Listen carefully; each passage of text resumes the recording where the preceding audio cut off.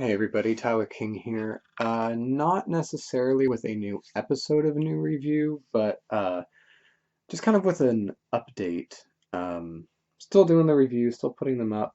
The Peter Murphy ones that I'm putting up right now were recorded a little bit of time ago.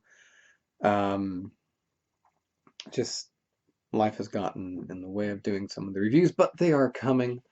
I wanted to share kind of a story that happened a couple of weeks ago at the store that I work at. I was helping out this guy, and he recognized that I have a Susie Sue tattoo on my arm, and we started talking about music, and he mentioned Depeche Mode and The Cure and all these bands that I really love. And he said, I have a couple of records lying around at my place. If you want to come over and pick them up, they're yours. I'm not listening to them. I'd like them to go to somebody who would enjoy them. I'm like, all right. So I get his number and I go over to his place the next day. I'm expecting there to be maybe 10 or 20 records. And he ends up telling me, just take it all. If just go through it and make me an offer if you want to. If not, totally cool, because I want them to go to someone who'll enjoy it. I just want to keep my jazz records. I'm like, all right, whatever, cool. And so I end up getting his records over here to my place and counted it out, and it was, I believe, 348 records. Um, tons of 80s stuff. There's a lot of New Order. There's some Dead or Alive. Um, but the really big thing for me is that about 80 of the records alone is all just Depeche Mode. Uh, so he basically had everything going from the first single all the way up to the Enjoy the Silence single. No Violator album or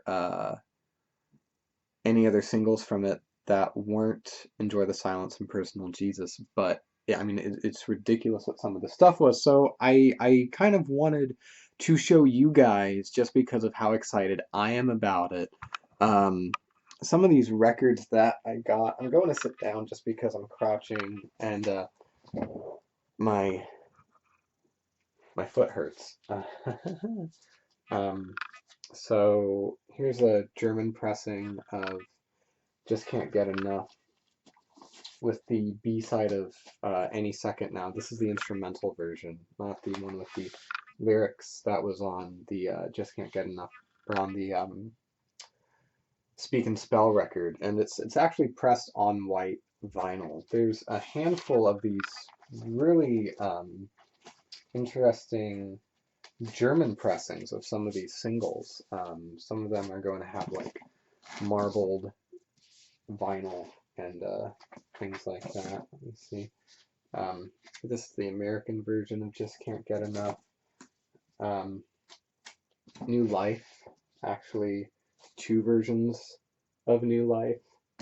Um, yeah, I mean, some of the stuff looking through it, it's just ridiculous. Um, just what a treasure trove of Depeche Mode it is.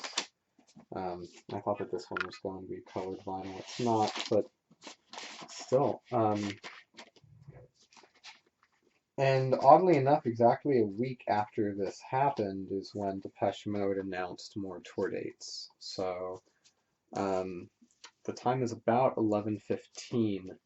So in about 45 minutes, tickets are going to go on sale for more Depeche Mode. So I'm definitely going to go to their show in Sacramento.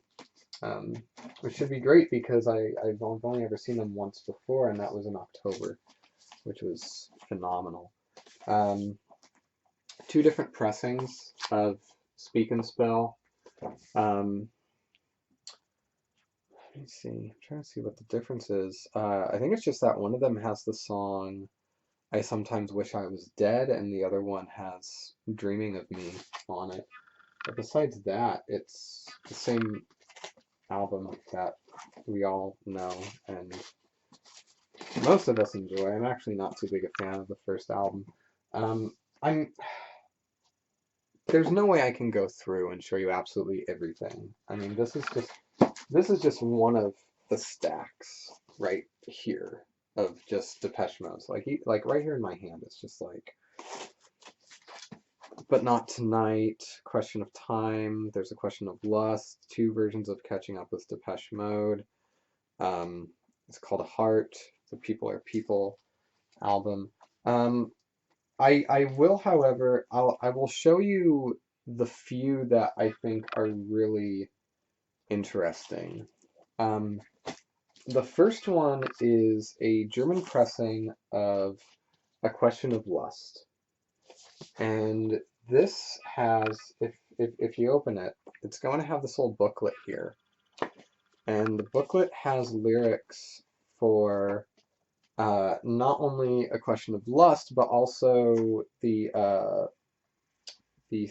three songs that appear as live versions on the B-side, which are If You Want, Shame, and Blasphemous Rumors. Christmas Island is also a B-side, but Christmas Island is an instrumental, so no lyrics there. But the record itself is actually pressed on yellow vinyl, which is pretty good. I looked this up. Apparently this is one of the more rare Depeche Mode singles as far as pressings go. Let me see. What else was there in here that was really cool? Yes, so everybody knows the Depeche Mode compilation, Catching Up with Depeche Mode. This is the German pressing. It's just called The Singles 81 through 85.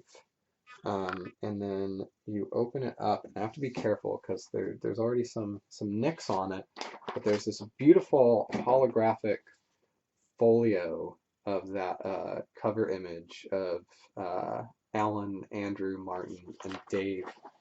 And it's just ridiculous how good of condition some of this stuff is. I was listening through, and I mean there are barely any scratches on any of these records that I've listened to so far. Granted, though, there's so many that I'm still going through everything. On the inner sleeve, it has all the information on the singles that are on this album. So what album they appear on, like for instance, Master and Servant, catalog number is Bong 6, released on August 20th, 1984. Highest chart position was 9. Recorded at Music Works, mixed at Hansa, May 1984. Producers Daniel Miller, Depeche Mode, and Gareth Jones. What did you expect from this lame bunch of dickheads? Dave Walters says in Time Out. Very reminiscent of the Royal Guardsmen's ancient hit Snoopy versus the Red Baron, says Robert Hodgins in Smash Hits. So it's got these negative reviews of all the different singles. The record itself is on gray vinyl, which is cool. There's a Master and Servant variation I have in here somewhere that's on marbled vinyl, which is absolutely beautiful. Let me see if I can find that one real quick, just because I don't want this video to take up, I don't want it to take up too much time, just because I've got stuff to do today. I got work, and and I've got Depeche Mode tickets to get pretty soon. Let me see. What is it? Hold on.